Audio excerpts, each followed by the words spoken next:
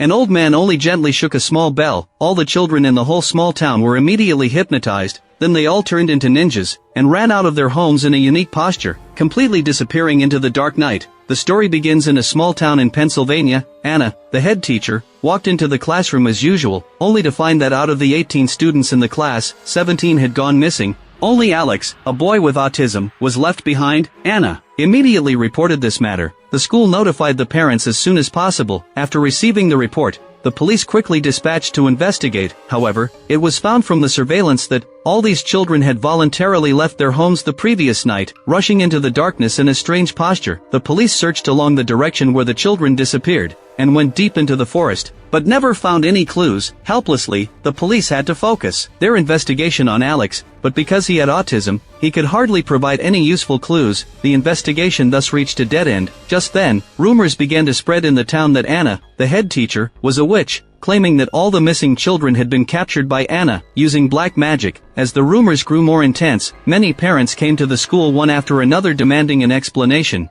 Helplessly, the school had to organize a parent-teacher meeting. In front of many parents, Anna swore firmly that she was definitely not a witch, and said that she was equally anxious about the children's disappearance. However, the parents didn't accept Anna's statement at all, and insisted that she was an evil witch. Among them, the parent of one missing child even took the lead in demanding that Anna hand over the children. Many parents echoed her words one after another. For a moment, the scene became extremely chaotic. Fortunately, the principal appeared in time, preventing an irreversible outcome. However, considering the situation with the parents just now, the principal still arranged for several security guards to escort Anna out of the school. When she got home, a sense of powerlessness welled up in Anna's heart. She really didn't know how to make those parents believe that she wasn't an evil witch. Just as Anna was thinking, she suddenly heard the doorbell ring. Anna immediately became alert. She cautiously walked to the door to check, only to find that there was no one outside. Just as Anna left with full doubts, the doorbell suddenly rang again outside. Anna was startled by a burst of urgent knocks on the door. She immediately took out a stun gun from the drawer, and went out to see who was up to mischief. However, when Anna went out,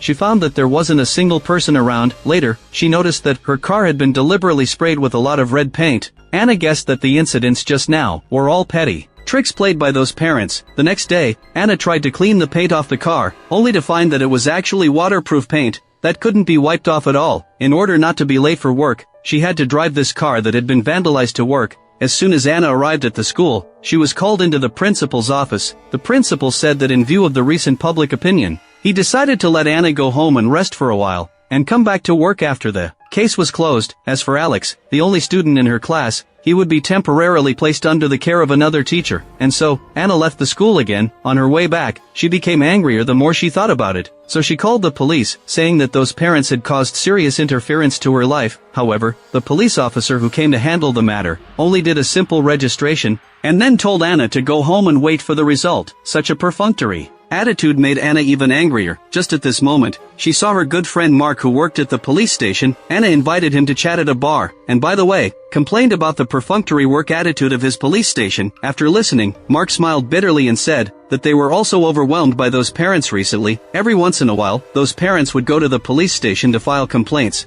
Now everyone was under immense pressure. Before they knew it, their conversation turned to the case itself. Anna suddenly mentioned that she hadn't seen Alex's father since last month. Recently, Alex had been walking home by himself. Anna suspected that something unexpected might have happened in Alex's family, and it was highly likely related to the case. After hearing this, Mark immediately interrupted Anna, saying that she was currently a key suspect. If she contacted Alex during this period, it would definitely cause misunderstandings. Mark told Anna not to overthink, and to leave the rest to the police station. However, Anna still couldn't help but want to find out the truth, so she followed Alex all the way to his front door. Anna noticed that all the windows of Alex's house were actually covered with newspapers. She clearly remembered that these newspapers weren't there when she visited the home last month, so Anna became even more certain that something had changed in Alex's family. Instead of entering the house, she first observed the situation from outside. From this, she saw that Alex's parents were actually sitting motionless on the sofa. Frightened by this strange scene, Anna quickly called Mark. However, Mark's first reaction after hearing this was actually to reprimand Anna for acting without permission. Mark demanded that she leave Alex's residence immediately. However, Anna turned a deaf ear to this. Not only did she not leave, but she even stayed outside Alex's residence to keep watch. As night fell, Anna noticed that there was no light at all inside the house. This made her even more certain that something must have happened inside, but for some reason, she actually drifted off to sleep in a daze, and shortly after Anna fell asleep, the front door of the house suddenly opened. That eerie figure didn't harm Anna, it only cut off a small lock of her hair. No one knew what it was going to do with it. On the second day after the children went missing, Tom, the father of the missing child Jenny, was at home reviewing the surveillance footage from when his daughter disappeared. He found that his daughter had actually run into the darkness, in a strange posture in the middle of the night. Tom had once read a book that said, if a person is controlled by a witch, they will perform some actions that go against common sense, so Tom firmly believed that his daughter had been taken by a witch. He told the police about his speculation, suspected that Anna was that witch, and demanded a thorough investigation into her, but the police treated him like a lunatic, because according to the police's clues, Anna didn't leave her home at all on the night the children went missing. Even so, Tom still firmly believed that his daughter had been taken by Anna. Under his deliberate spreading, the news that Anna was a witch soon began to circulate in the town. The school had to hold a parent-teacher meeting to clarify the matter, but Tom didn't believe Anna's words at all. He demanded that she return his child on the spot, leading to total chaos at the scene. Later, Anna returned to her residence under the escort of security guards. Tom then chose to take action against Anna's car, so he graffitied on Anna's car, and then used methods like ringing the doorbell to intimidate her. After that, he stayed outside Anna's house all night, but still couldn't find any evidence against her. After returning to his residence, the exhausted Tom fell into a deep sleep. Suddenly, he was woken up by a strange sound. Only then did Tom realize it was already midnight. He followed the sound, and found his missing daughter actually appearing in the hallway. He hurried forward to check on her, but Jenny turned around and ran away immediately. Tom chased his daughter all the way out of the house, and then into the darkness. After an unknown amount of time, he saw a house that was exactly the same as his own. Curious, Tom walked in to check, and found his daughter actually fast asleep in bed. Tom thought he had finally found his daughter, but the next second, an accident happened suddenly.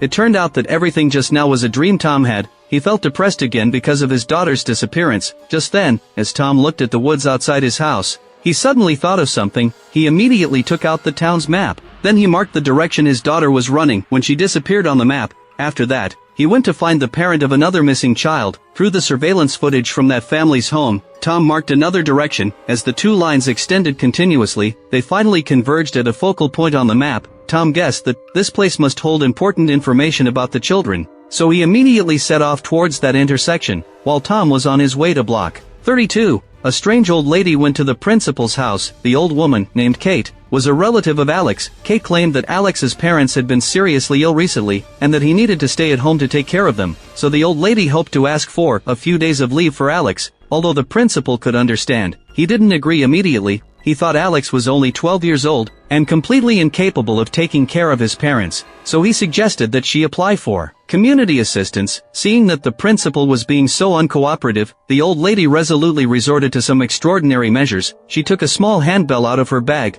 With a gentle shake, the principal was hypnotized and controlled. Then Kate took out a pre-prepared twig. As she snapped it, the controlled principal immediately turned around and brutally killed his family members nearby. At this moment, the principal was covered in bloodstains all over his body. He looked just like a psychopathic killer. Kate took out another twig with satisfaction, then she wrapped the hair she had cut from Anna's head earlier around this twig. As Kate snapped the twig again, the principal seemed to receive some kind of order. He immediately rushed out of the house in a strange posture. At this time, Anna was refueling her car at a gas station when she accidentally ran into Tom, who was looking for his daughter. Tom had already realized that his daughter's disappearance had nothing to do with Anna, so he sincerely apologized to her. When Anna learned that Tom was actually the one behind the earlier graffiti and doorbell pranks, she was instantly furious. Just as Anna was about to scold him, she noticed a figure not far away quickly approaching her. Before Anna could figure out what was happening, the controlled principal rushed up to her and grabbed her by the neck. Tom immediately pulled them apart, and Anna took the opportunity to get into her car. Just as she was about to drive away, the principal actually punched and shattered the car window. Anna hurriedly started the car, but the principal kept chasing her closely from behind. At a certain crossroads, the principal was hit and thrown by a passing car. Not long after, the police arrived at the scene. After hearing Tom and Anna's account, they also found it unbelievable. However, since a homicide had occurred, They had no choice but to investigate. Afterwards, Tom found Anna again and explained his speculation to her. Originally, Anna was full of disgust for the term black magic, but after going through these events, she had to believe in the existence of such absurd things. Then Tom took out his copy of the town map again. He told Anna about his discovery, and the moment Anna saw the map, she froze in place, because she recognized that the intersection of the two lines on the map was Alex's home. Tom was also a little surprised when he heard Anna's words. It seemed that the children's disappearance was indeed related to this sole survivor. The two immediately drove to Alex's front door, only to find that Mark's police car was also parked there. A few days earlier,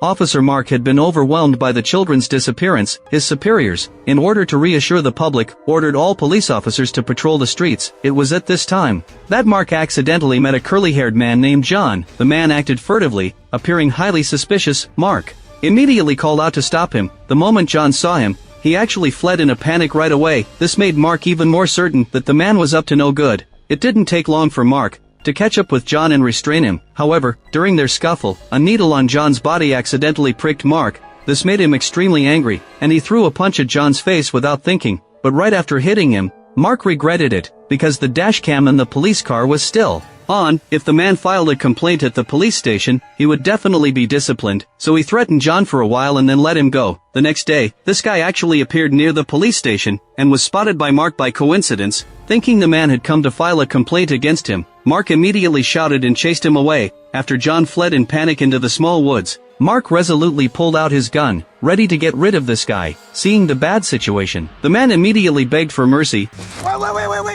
Wait, I know who those kids are! That fucking wild's coming to the station! Under Mark's intense questioning, John finally told the whole story of what had happened. It turned out that he was a drug addict, but because he had no money, he often stole things in the town. That was why he had turned around and run away immediately when Mark called him the day before. Later, after Mark let him go, John didn't restrain himself at all. Instead, he went around to another neighborhood and found a new target house. John claimed that at that time, he saw that house, all the windows were covered with newspapers, and there was no sound coming from inside, so he thought no one was home. So he climbed into the house, along the external pipes of the building. At that time, he was busy rummaging for valuables. He didn't notice there were two people sitting on the sofa, so it gave him a big scare. Later, John found that the two people didn't move at all, as if they were mannequins. Only then did he breathe a sigh of relief. After that, John searched the whole house but didn't find many valuables. At this moment, he noticed that the house also had a basement. Thinking the owner had stored all their valuable items there, he went down into it, but instead, he saw many children there. He originally thought they were also mannequins, just like the two people he had seen earlier. Just at this moment, an accident happened suddenly.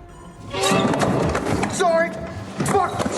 John was so frightened that he fled the house in a panic. Later, he went to a bar and saw a notice posted there. Only then did he learn about the missing children in the town. Then he noticed that the child who had turned around at that time looked exactly like one of the children on the missing person posters. It was at this moment that John realized the children in the basement were the 17 missing children from the town. That was why he had come to the police station. After hearing John's account, Mark suddenly remembered the call Anna had made to him not long ago. He vaguely realized that something unusual must have happened in Alex's house, so he immediately took John to Alex's residence. Mark told John to stay in the police car first, while he went forward in his capacity as a police officer and rang the doorbell. Not long after, an old lady opened the door. Mark walked in without any caution. John, who was in the car, witnessed everything and had a vague sense of unease. Mark stayed inside for a full day and didn't come out of the house until night fell. John originally wanted to complain about the other person's slowness. He didn't notice at all that Mark's posture was a bit strange. Then, before John could react, Mark rushed to John's side at an extremely fast speed, roared, and dragged him out of the car. Then, ignoring John's pleas for mercy, he dragged him all the way into Alex's residence. A few minutes later, Anna and Tom arrived at Alex's front door. They saw the police car abandoned there. They had no idea what had happened earlier. Just then,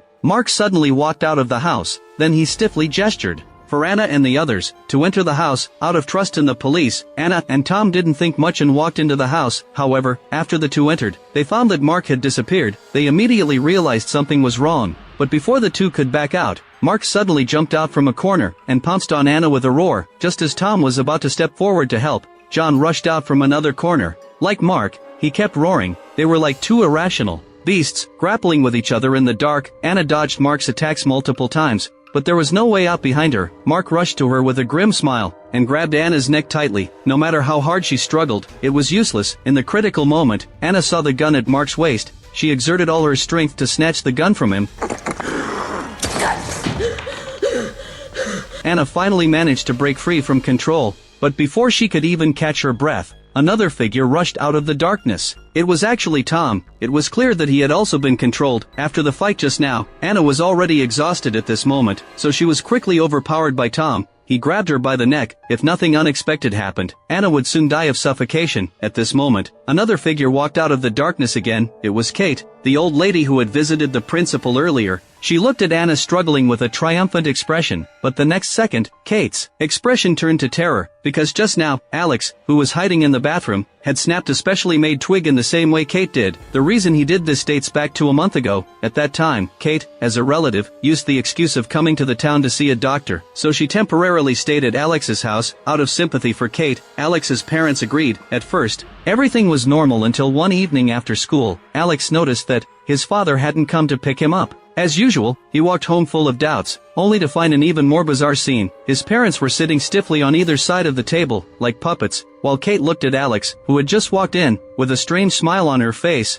This made him feel a little scared involuntarily. Then Kate told him to go back to his seat and sit down. Seeing that his parents didn't say a word, Alex didn't dare to disobey her order. After he sat down, Kate suddenly wiped the smile off her face. She told Alex in a serious tone that he wasn't allowed to tell anyone about her staying at his house, otherwise, she would kill his parents. After saying that, Kate suddenly picked up a twig and snapped it. The next second, his parents, who had been sitting motionless on either side of the table, kept stabbing themselves with forks. Alex hurried forward to stop them, but his parents were like puppets, seemingly unable to hear Alex at all. It wasn't until Kate threw the twig into the water that the two finally stopped. From that day on, Alex had to take care of his parents, who had turned into puppets, every day, and also had to reduce contact with other classmates as Kate required. This made Alex even more withdrawn, but as time went on, things got even worse. Kate suffered a severe backlash after failing in a spellcasting attempt, and could only recover by devouring souls, so she ordered Alex to get the personal items of his other classmates. Afraid to disobey her, Alex could only secretly steal the labels from his classmates' storage boxes while they were having PE class. That night, Kate used these labels to cast another spell. She tore the labels into pieces and threw them into a container. As a beam of light flashed, Kate gently shook that small bell. The 17 people whose names were on the labels all left their homes in strange postures and ran all the way to Alex's house. Kate originally planned to hold a ceremony the next night to devour the souls of these 17 children. Unexpectedly, during the day, Anna followed Alex here and saw the bizarre scene inside. Kate thought Anna would most likely interfere with the subsequent ceremony, so she decided to get rid of Anna first. That was why she went to the principal, controlled him with black magic, and tried to kill Anna through him. Unexpectedly, an accident happened halfway, allowing Anna to survive. Not long after, Officer Mark came to cause trouble again, but such an unprepared fool posed no threat to Kate at all. She controlled Mark and used him to deal with Anna, who came to disturb her again. However, Kate never expected that Alex would dare to betray her, but it was already too late for everything. As Alex snapped the twig, the 17 children, under the control of black magic, rushed out of the basement one after another, and charged at Kate with roars. She knew well how powerful her own black magic was, so she resolutely left Tom and the others behind and fled. But those children had become completely crazy by this time. Ordinary doors and windows couldn't stop them at all, and Kate's body was already old and frail, so she didn't run far before the children caught up with her. Under the control of black magic, the 17 children tore Kate to pieces. With her death, those items also lost their original magic power. All the people who had been controlled by black magic returned to normal. The children were finally reunited with their families. The movie ends here. Weapons was released in August this year. Because the movie uses a multi-threaded narrative, the plot is very three-dimensional. The plot of the movie itself is also very good. It adds some humorous elements besides the conventional horror elements. The final ending is really unexpected. Overall, it's an above-average horror movie. For audiences who like this type of movie, it's recommended to watch the original film. If you like my channel, please give it a thumbs up and subscribe.